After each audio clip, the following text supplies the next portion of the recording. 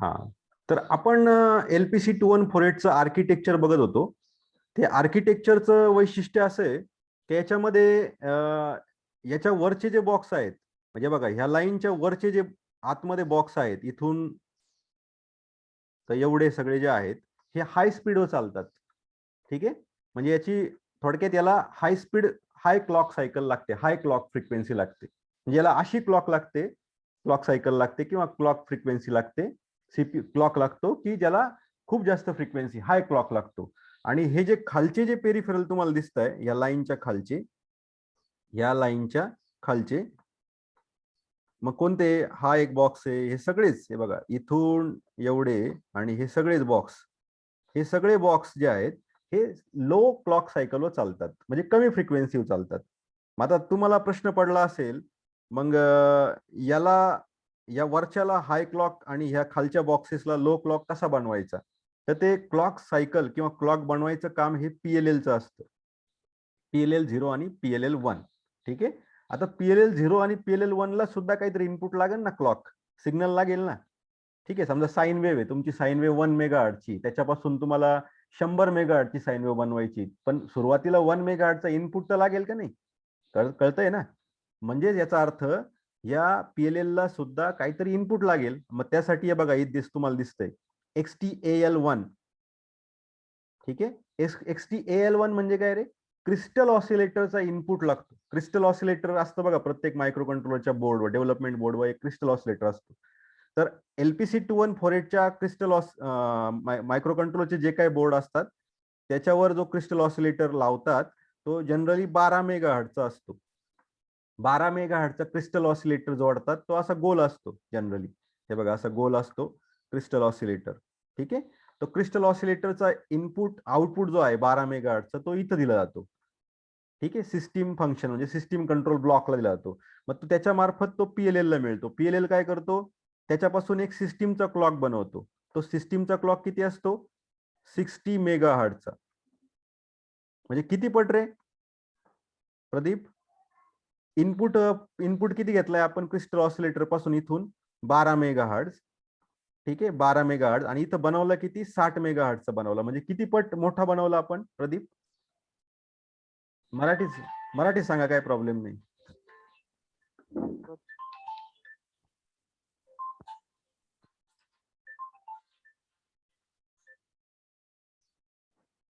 किती पट बनवला आपण क्लॉक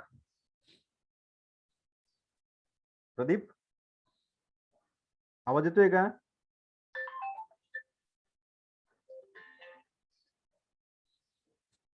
हॅलो,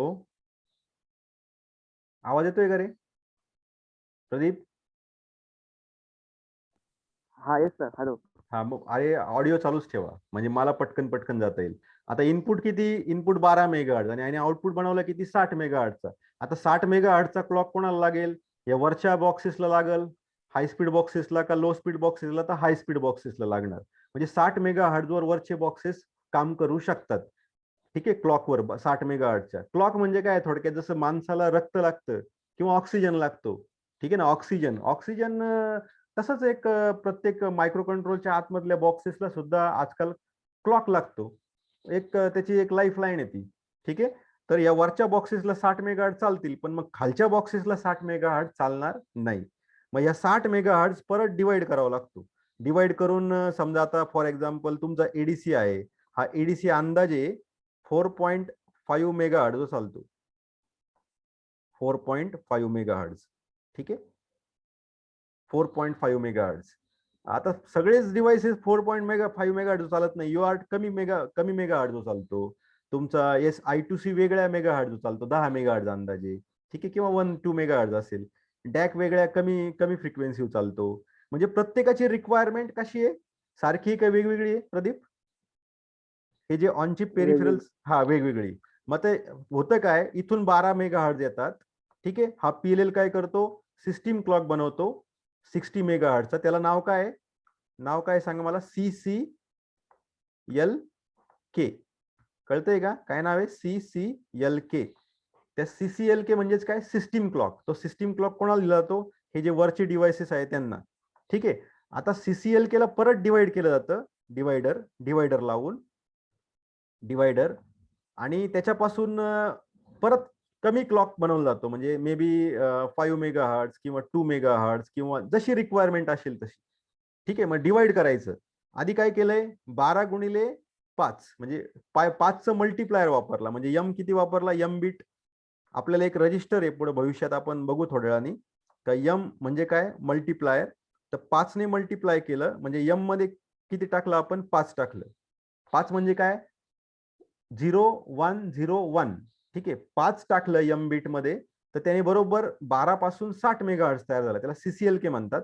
आणि सीसीएलके ला परत डिवाइड केलं, तर ते डिवाइड करण्यासाठी पी नावाचं एक बीट असतं एका रजिस्टर मध्ये, तुम्हाला मी दाखवेल.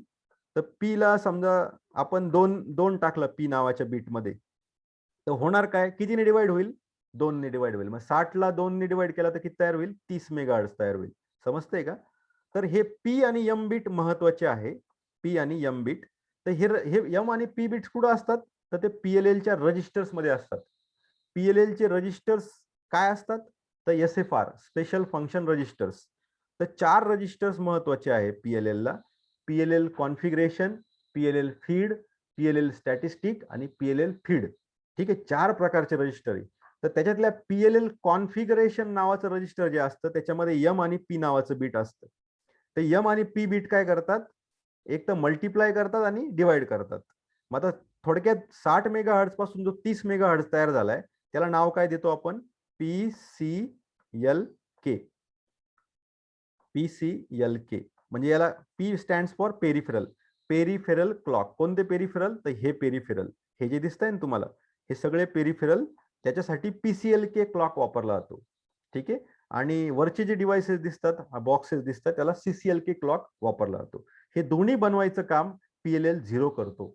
मग पीएलएल 1 काय करतो रे बाबांनो, पीएलएल 1 युएसबी क्लॉक बनवतो. म्हणजे युएसबी डिव्हाइसेस जेव्हा तुम्ही वापरणार आहे, इथं युएसबीचा बॉक्स कुठे आहे, तर युएसबीचा बॉक्स हा आहे बघा, हा दिसतोय का. इथं दुसरा युएसबी डिव्हाइस जेव्हा तुम्ही जोडणार त्यावेळेस पीएलएल वन तुमचा इथे, पीएलएल 1 चा आउटपुट हा इथे वापरला जाईल.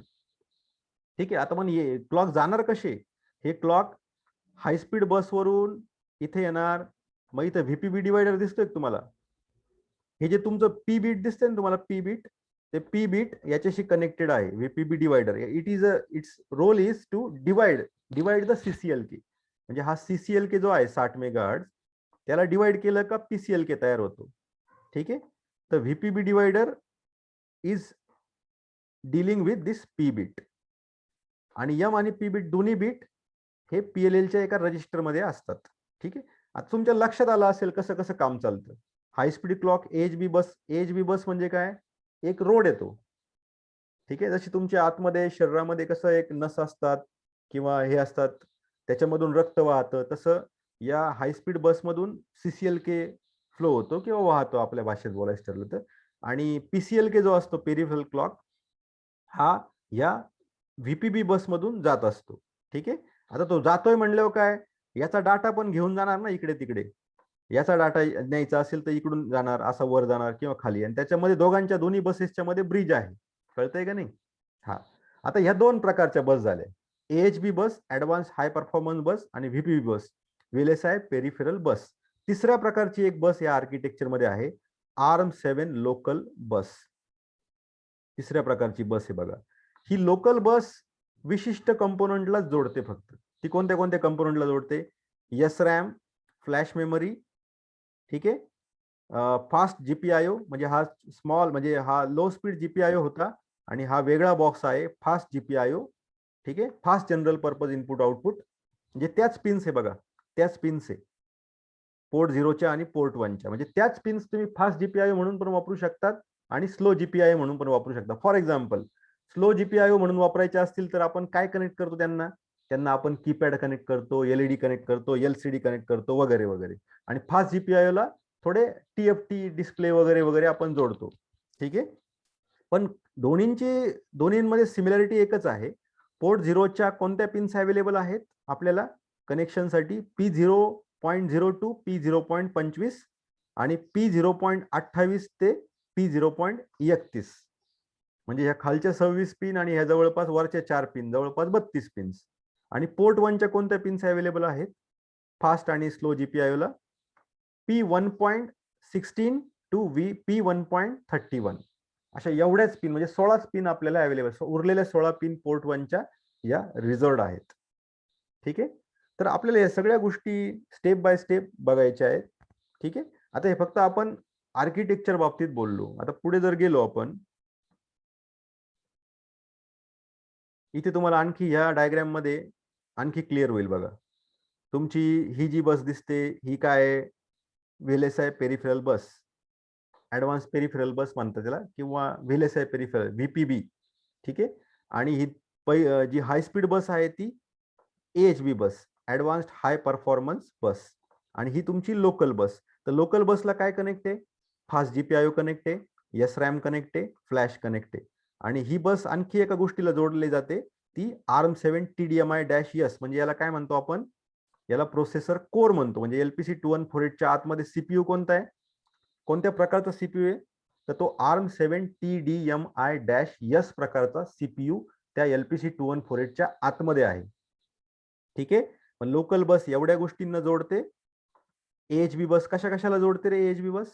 AHB बसचं काम आहे PLL ला जोडणं, SRAM ला जोडणं. ठीक आहे, आता हा SRAM वेगळा आहे, नंतर USB ला जोडणं. ठीक आहे, आणि नंतर APB बसचं काम काय आहे, एवढे जे पेरिफेरल दिसत आहे तुम्हाला, PWM, timer 0, timer 1, GPIO, slow GPIO बरं का, इकडे वरती होता तो हा फास्ट GPIO होता, DAC, ADC0, ADC1, UART0, UART1, SPI, I2C0, I2C1, या सगळ्या पेरिफेरलला जोडण्याचं काम एकमेकांशी APB बस करते. आणि ह्या पेरिफेरलला वरती जर कम्युनिकेशन करायचं असेल वरच्या बॉक्सेसशी, तर त्यासाठी तुम्हाला या ब्रिज मार्फत जावं लागतं, ब्रिज मार्फत. ठीक आहे ना, ब्रिज मार्फत. तर अशा 3 प्रकारच्या बसेस आहे. आता ह्याच डायग्राम मध्ये आपण थोडं आणखी डिटेलमध्ये जाऊ. मला सांगा बरं, तुम्हाला दिसतंय PWM चे किती आउटपुट आहे रे प्रदीप? इथे बघा मी बोल्ड करतोय. ऑडिओ चालू करा कोणीतरी पटकन, म्हणजे आपल्याला पटकन कन्क्लूड करता येईल लेक्चर. किती आउटपुट दिसत आहे इथे बघा ना, इथे मी एरो केलाय बघा, PWM1 टू PWM6. येतोय का आवाज? हा, मग PWM1 ची वेव्हफॉर्म मे बी अशी असेल बघा. PWM1 ची waveform may be pulse width modulated waveform अशी असेल, म्हणजे त्याची विड्थ, पल्सची विड्थ अशी असेल. PWM2 नावाचा जो आउटपुट आहे समजा, त्याची विड्थ जास्त असेल अशी. ठीक आहे, म्हणजे असे किती प्रकारचे आउटपुट तयार होऊ शकतात पल्स विड्थ मॉड्युलेटेड? 6 प्रकारचे आउटपुट वेगवेगळे तयार करू शकतो LPC2148. आता याच्या पुढचा ARM9 फॅमिलीचा एखादा मेंबर घेतला, ARM11चा घेतला, त्याच्यामध्ये PWM चे जास्त प्रकारचे आउटपुट तयार होऊ शकतात मे बी, आणि होतीलच कारण पुढची फॅमिली आहे. ठीक आहे, आता या PWMच्या आउटपुटचा नेमका उपयोग काय रे, तर स्टेपर मोटरचं स्पीड कंट्रोल करण्यासाठी. समजा तुम्ही जास्त विड्थचा पल्स पाठवली स्टेपर मोटरला, तर तुमच्या मोटरचं स्पीड जास्त असेल. थोडं कमी विड्थची पाठवली तर स्पीड कमी भेटेल. आणि त्यानुसार ऑन ऑफ पल्सची ऑन ऑफ जो टाइम आहे त्यानुसार तुमचे स्टेपर मोटर चालू बंद करता येते. ठीक आहे, तर त्याचा फायदा तो आहे. नंतर टायमर आणि काउंटर जे आहेत त्याचं तुम्हाला माहिती आहे की आपल्याला, आता तुम्ही बघा ना, तुम्ही रेस लावतात, शर्यत करतात, त्यावेळेस तुम्ही टायमर काउंटर वापरतात, किंवा टायमर काउंटर वापरतात ना, आपण काउंट करतो, 1 सेकंद झाला, 2 सेकंद झाला, 3 सेकंद झाला, 4 सेकंद झाला, असं काउंटिंग चालते. किंवा आपण दरवाजातून काउंटर जर बसवलं तर रूमच्या आतमध्ये किती माणसं आतमध्ये येऊ राहिले, तिथं आपल्याला काउंटर लागतो. आपण जर काउंटर डिझाईन करून जर दरवाजाला फिट केला तर किती लोक रूमच्या आतमध्ये येतात त्यानुसार काउंटिंग करणं शक्य आहे. आता टायमर कशाला वापरतात मग? टायमर म्हणजे टाइम सेट केला की 10:30 वाजता मला अलार्म वाजला पाहिजे, 11 वाजता LED लागलं पाहिजे, 1:30 वाजता अमुक अमुक झालं पाहिजे, बजर वाजला पाहिजे, त्यासाठी टायमर सेट केले जातात. तर टायमर आणि काउंटर ही वेगवेगळ्या गोष्टी आहेत. तर टायमर सुद्धा जगात गरजेचा आहे एम्बेडेड ऍप्लिकेशन मध्ये, आणि काउंटर सुद्धा एम्बेडेड ऍप्लिकेशन मध्ये वापरला जातो, लागतो. ठीक आहे, तर आता याची खासियत काय आहे? Timer zero box can be use for timer as well as counter purpose. Same is the case with timer 1. आता जीपीआयओच्या किती पिन्स आपल्याकडे आहेत अवेलेबल प्रदीप? किती आहेत? स्क्रीनवर बघा. वैष्णवी 45. 45. मग 45 पिन कुठं वापरू शकतो आपण? काय काय जोडू शकतो या 45 पिनला? येस, कुणी सांगा मला. याला जनरल पर्पज पेरिफेरल जोडू शकतो. कोणते कोणते? फॉर एक्झाम्पल LED, नंतर LCD जोडू शकतो, कीपॅड जोडू शकतो, वगैरे वगैरे वगैरे. ठीक आहे. तर GPIOचं जनरल पर्पज टास्क जे पेरिफेरल करतात, म्हणजे जनरल पर्पज आहे ना, LED LCD सगळे जनरल पर्पज आहे ना पेरिफेरल. ADC वगैरे हे स्पेशल पर्पज आहे. तर 45 पिन्स या कंपनीने LPC 2148 मध्ये दिल्या आहेत आपल्याला. थोड्या पुढच्या फॅमिलीच्या मायक्रो कंट्रोल मध्ये जास्त पिन्स असतील. आणि तुम्ही मागच्या सेमिस्टरशी कम्पेअर केलं पीक आणि 8051, त्याच्यामध्ये GPIOच्या पिन्स फार कमी होत्या. माझ्या मते 8, 10, 15 जास्तीत जास्त असतील. इकडे 45 पिन्स आहेत. म्हणजे तुम्ही at a time LED, LCD, GLCD, graphical LCD एवढ्या सगळ्या गोष्टी ऍट अ टाइम जोडू शकतात. कीपॅड सुद्धा जोडू शकतो. तिकडे जुन्या मायक्रो कंट्रोल मध्ये, छोट्या मायक्रो कंट्रोल मध्ये एक तर LED जोडला, LCD जोडले का सगळ्या पिन संपायच्या. मग त्यावेळेस तुम्हाला कीपॅड जोडता येत नसायचा किंवा वगैरे वगैरे. कळतंय? म्हणजे GPIOच्या पिन जेवढ्या जास्त तेवढा फायदा आपल्याला, तेवढे जास्त जनरल पर्पज पेरिफेरल आपण जोडू शकतो. मला वाटलं की 10 LCD जोडायचे. समजा एका LCD ला 16 पिन लागतात, तर मग 16 गाडी जवळपास 3 LCD आपण या 45 पिन मध्ये जोडू शकतो.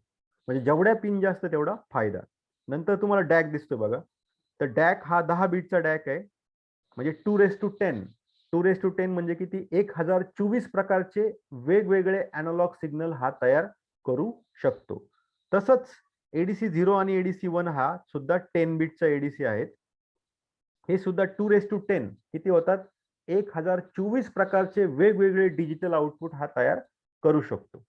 हा 10 बीटचा ADC आहे आणि डॅक सुद्धा 10 बीटचा आहे. आता पुढच्या फॅमिलीचे मायक्रो कंट्रोल मध्ये 12 बीटचे ADC कंपनीने दिलेले. 12 बीटचे ADC आणि 12 बीटचे डॅक. आता पुढच्या मायक्रो कंट्रोलर्स मध्ये 4 ADC दिलेत, 2 डॅक दिलेत.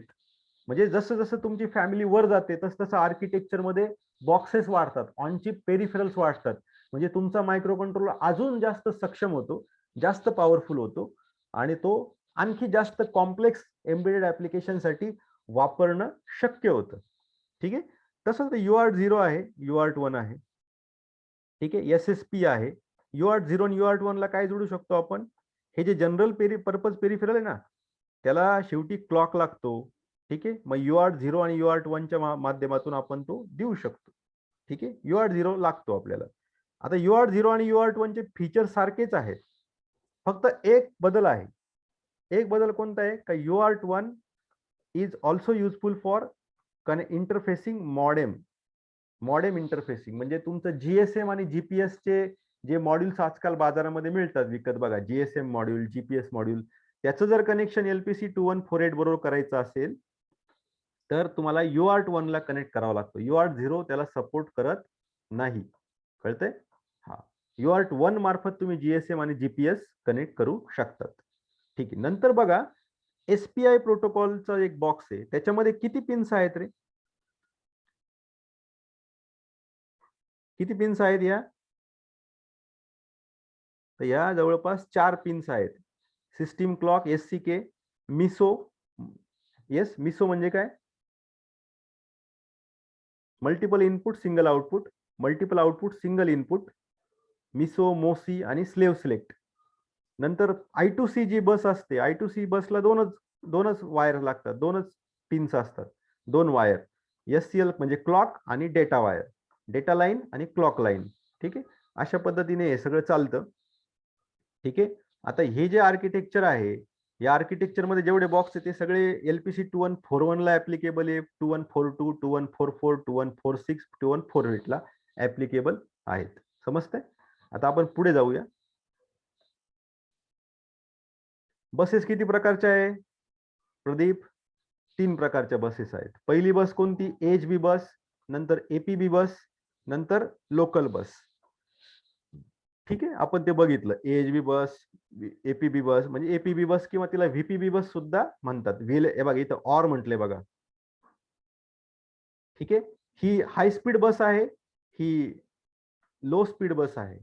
आणि लोकल बस जी आहे ती लोकल बस जास्त सगळ्यात जास्त स्पीड जर कोणत्या बसला असेल तर लोकल बसला, नंतर एचबी बस आणि लोएस्ट स्पीड व्हीपीबी बसला असतो. ठीक आहे. आता याच्यामध्ये तुम्हाला ते लक्षात येईल, the VPB can drive the peripheral at 1/4 of CPU clock. CPU clock म्हणजे कोणता? याने पहिला क्लॉक कोणता बघितला होता आपण? सीसीएलके. सीसीएलके म्हणजे मगाशी बघितलं ना आपण 60 मेगाहर्ट्ज. ठीक आहे. पीएलएल 0 ने कोणता आउटपुट सगळ्यात पहिल्यांदा तयार केला? कोणता क्लॉक तयार केला? सीसीएलके.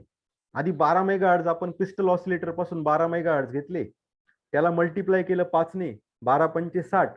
त्या 60 म्हणजे काय? सीसीएलके तयार झाला, सिस्टीम क्लॉक. तो सिस्टीम क्लॉक कुठे दिला जातो? लोकल बसला आणि तुमच्या एचबी बसला. पण आता एपीबी बस जी आहे, व्हीपीबी बस, ती एवढ्या 60 मेगाहर्ट्जवर काम करत नाही, काही गरज पण नाही, कारण ती लो स्पीड बस आहे आणि ती low speed devices, low speed पेरिफेरलला जोडलेली आहे. मग लो स्पीड पेरिफेरलला जोडली, मग त्याचं जनरली काय आहे, तर the VPB bus can drive peripheral at 1/4 CPU clock frequency. 1/4. आता 60च्या 1/4 किती होईल? येस, 15 चोक 60 म्हणजे 15 मेगाहर्ट्ज पर्यंत तो व्हीपीबी बस 15 मेगाहर्ट्ज वर चालते. मग 15 मेगाहर्ट्ज परत मगाशीच तुम्हाला सांगितलं, एडीसी ला तर 15 मेगाहर्ट्ज चालणार नाही, 4.5 मेगाहर्ट्ज लागेल ना. मग ते एडीसी ने करायचं ते काम. ठीक आहे.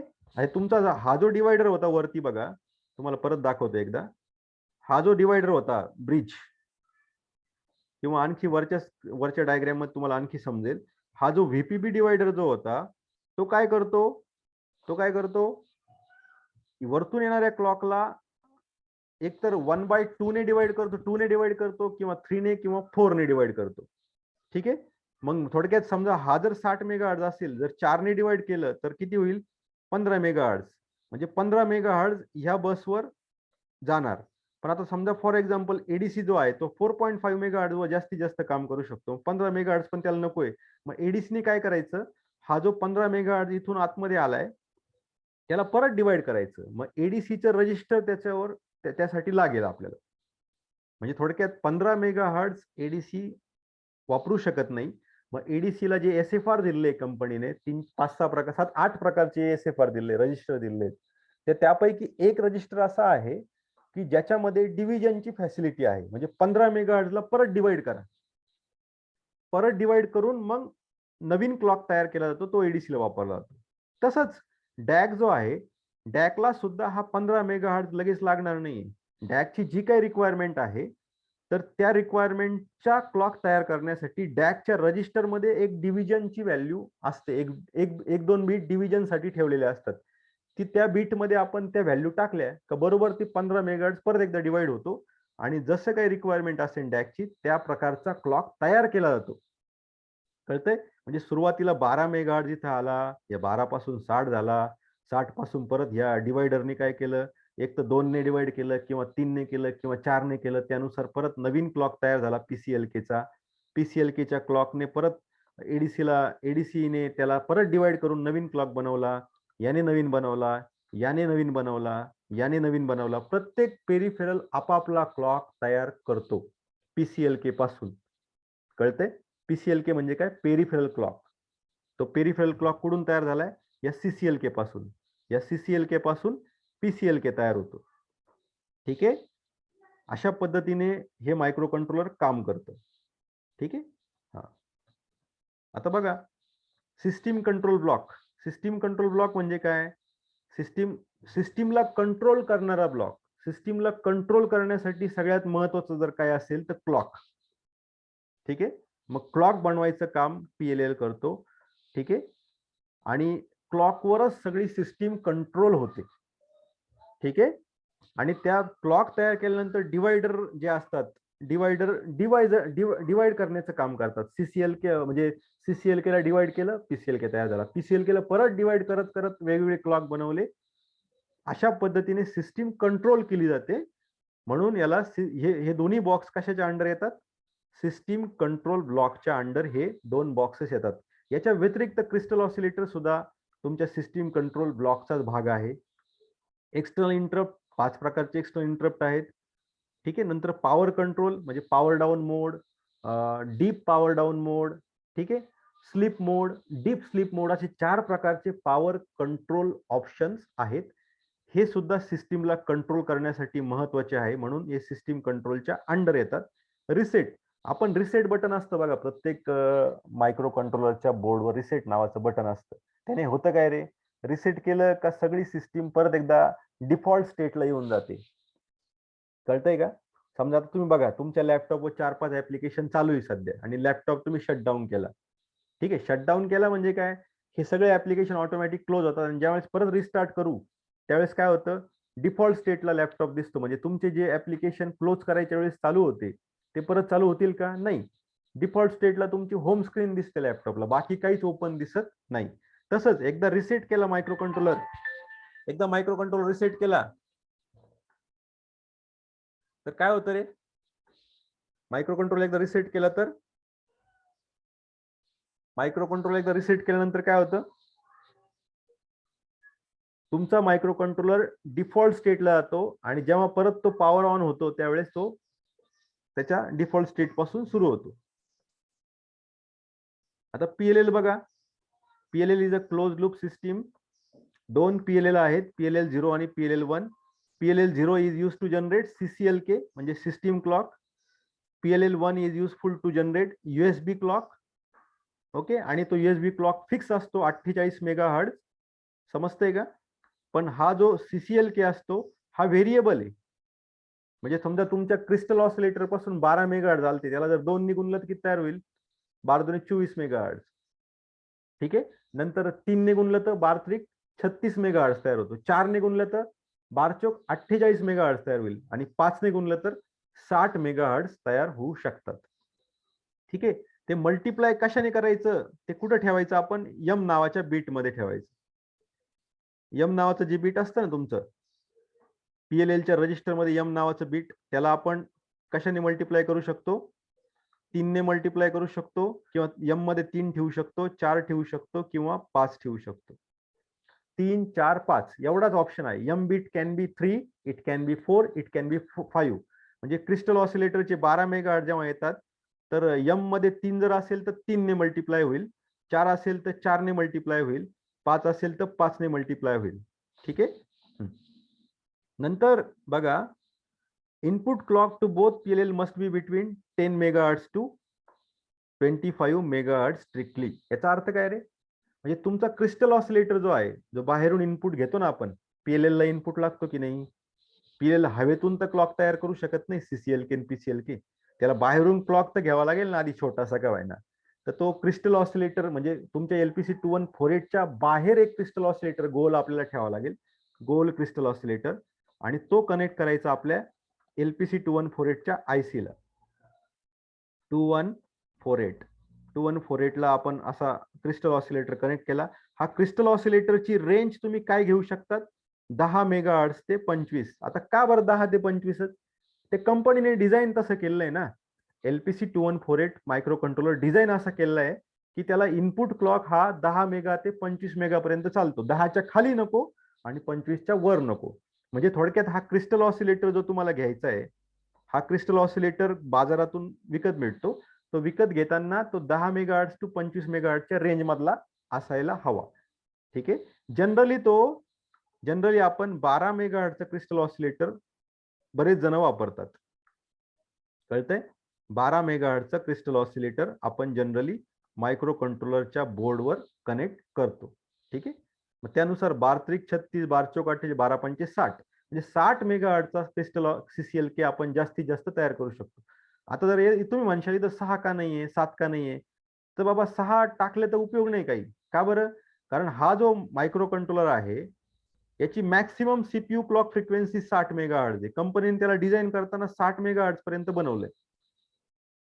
ठीक आहे, तुम्ही जास्त हायर रेंजचा मायक्रो कंट्रोलर आर्मचा घेतला, कोर्टेक्स नावाचा, तर तो 100 मेगाहर्ट्ज जो जास्तीत जास्त चालतो, 100 मेगाहर्ट्ज, हा 60 मेगाहर्ट्ज पर्यंत चालतो. तुमचा लॅपटॉपचा जो प्रोसेसर आहे तो 2 पॉइंट समथिंग गिगाहर्ट्ज जो चालतो, मग त्याचे खूप जास्त फ्रिक्वेन्सी आहे, क्लॉक फ्रिक्वेन्सी, म्हणून तर तुमचा लॅपटॉप जास्त पॉवरफुल आहे ना, खूप स्पीड मध्ये काम करू शकतो.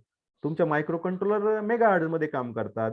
तुमचे मायक्रो प्रोसेसर जे असतात, processors dual core, core 2 duo, P3, P4 म्हणजे तुमचे आहे ना i7 वगैरे वगैरे, i5 हे गिगा हर्ट्झ मध्ये काम करतात, म्हणून ते जास्त पॉवरफुल आहेत. बघा इथं स्क्रीनवर दिसते बघा, हा क्रिस्टल ऑसिलेटर म्हणजे हा तुमचा 10 ते 25 मेगाहर्ट्झचा क्रिस्टल ऑसिलेटरचा आउटपुट इथं आला, तो PLL ला गेला, याने काय तयार केलं, CCLK तयार केलं, आणि PLL1 ने USB क्लॉक तयार केलं. हा फिक्स असतो USB क्लॉक 48 मेगाहर्ट्झचा, आणि हा व्हेरिएबल आहे. हा तुम्ही जसं एम बीटची व्हॅल्यू जशी सेट करणार त्यानुसार हा CCLK तयार होतो. ठीक आहे. बघा इथे दिले बघा, multiplier can be an integer value from 1 to 32. आपण बघूया ते पुढे जाऊन. आणि सीसीओ ची रेंज एक लक्षात ठेवा. सीसीओ काय आपण बघूया. क्रिस्टल कंट्रोल्ड ऑसिलेटर 156 मेगा ते 320 मेगाहर्ट्झ. आपण ते बघूया परत एकदा पुढे जाऊन. हा इथे दिसते बघा, क्रिस्टल ऑसिलेटरचा इनपुट आला, तो PLL 0 ला गेला. PLL 0 ने त्याला मल्टिप्लाय केलं M नावाच्या बीटचा वापर करून. ठीक आहे. M मल्टिप्लायरने मल्टिप्लाय केलं आणि त्यानुसार CCLK तयार झाला.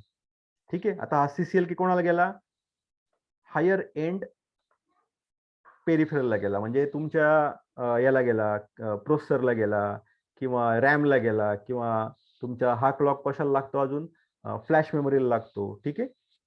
पण हाय क्लॉक तुमच्या एडीसी डॅकला चालणार नाही ना. त्यासाठी मग काय केलं जातं, याला एपीबी डिवायडर मधून घातलं जातं. मग डिवायडर मध्ये पी नावाचं एक बीट असतं. P is useful to divide आणि M is useful for multiplication. ठीक आहे. म्हणजे हा तो CCLK जो आहे, हा CCLK is divided with the help of P bit. ठीक आहे. आणि त्याच्यापासून PCLK तयार होतो, पेरिफेरल क्लॉक. ठीक आहे. हे बघा इथं परत दिलेलं आहे बघा, ARM7 needs 2 types of clocks. One is for its peripheral म्हणजे हा PCLK, आणि other is for its CPU म्हणजे CCLK.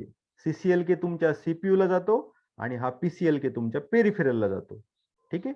हे CPU सुद्धा, CPU म्हणजे कोणता CPU, ARM7 TDMI-S, आणि PCLK तुमच्या सगळ्या प्रकारच्या पेरिफेरलला जातो. PCLK is derived from CCLK. Yes, correct. AP divider is CCLK and output is PCLK. APB डिवायडरचं इनपुट काय आहे, CCLK. हे बघा इनपुट असा आला आणि डिवाइड केलं त्याने. आता जर तुम्ही डिवायडरची व्हॅल्यू जर सेट नाही केली, या P ची व्हॅल्यू जर सेट नाही केली, तर बाय डिफॉल्ट काय होतं, बाय डिफॉल्ट 4 ने डिवाइड केलं जातं त्या CCLK ला, म्हणजे P बीट ऑटोमॅटिक 4 होतं. P bit is set as 4. जर तुम्ही जर नाही टाकलं P ची बीट, आपल्याकडे चॉईस आहे ना, आपण P बीट 2 ठेवायचा का 4 ठेवायचा का काय ठेवायचा. ठीक आहे. पण जर आपण काहीच टाकलं नाही, तर बाय डिफॉल्ट मायक्रो कंट्रोलर 4 घेतो P बीट, आणि मग त्याच्यामुळं CCLK ला 4 ने डिवाइड करून PCLK तयार होतो. म्हणजे that means PCLK is equal to 1/4 of CCLK. आता हे सगळं त्यांनी डिझाईन तसं केलंय मायक्रो कंट्रोलर. आता PLL जो आहे, तर PLL ला 4 प्रकारचे रजिस्टर लागतात. तुम्हाला मी मगाशी सांगितलं कोणते कोणते आहेत. PLL कॉन, PLL कॉन्फिगरेशन, PLL स्टॅटिस्टिक आणि PLL फीड. हे काय आहेत, SFR स्पेशल फंक्शन रजिस्टर्स. कळतंय का. असे PLL ला 4 रजिस्टर आहे, एडीसी ला 8 रजिस्टर आहे आय थिंक. I2C चे 2-3 रजिस्टर वेगळे, SFR वेगळे आहेत. डॅकला वेगळे SFR आहे. असे वेगवेगळे SFR आहेत. आता हे कशासाठी लागतात रे, कशासाठी लागतात हे रजिस्टर्स, स्पेशल फंक्शन. कारण PLL चं कामकाज करण्यासाठी त्याला सेपरेट रजिस्टर दिलेले कंपनीने. एडीसीला वेगळा क्लॉक लागतो. मग एडीसीने काय करायचं, त्याच्या रजिस्टरचा वापर करून वेगळा क्लॉक बनवायचा, किंवा आणखी बऱ्याचशा गोष्टी आहे एडीसी मध्ये चेंजेस करण्यासारख्या. ते आपण एडीसी जेव्हा शिकू त्यावेळेस आपण बघूयाच ते सगळे. तर लक्षात ठेवा हे सगळे रजिस्टर. तर आपण आता काय करू, आज थांबूया आणि पुढच्या लेक्चरला आपण बघूया की कसे कसे रजिस्टर्स वर्क होतात. पुढच्या लेक्चर्सला आपण बघणार आहे की PLL कॉन रजिस्टर कसं काम करतो, PLL फीड रजिस्टर कसं काम करतो. ठीक आहे.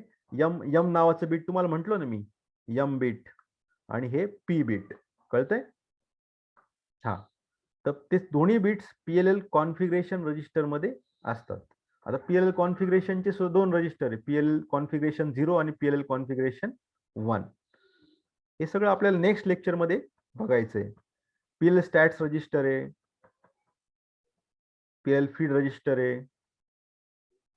ठीक आहे, हे सगळे आपण परत डिटेलमध्ये बघणार आहे. आणि नंतर कोणते कोणते फॉर्म्युले आहेत पीएलएलचं सीसीएलके आणि पीसीएलके तयार करण्यासाठी, तर हे फॉर्म्युले आहेत बघा. हा फॉर्म्युला आपल्याला लक्षात ठेवायचा आहे. CCLK is equal to M into FOSC म्हणजे क्रिस्टल ऑसिलेटरचा क्लॉक.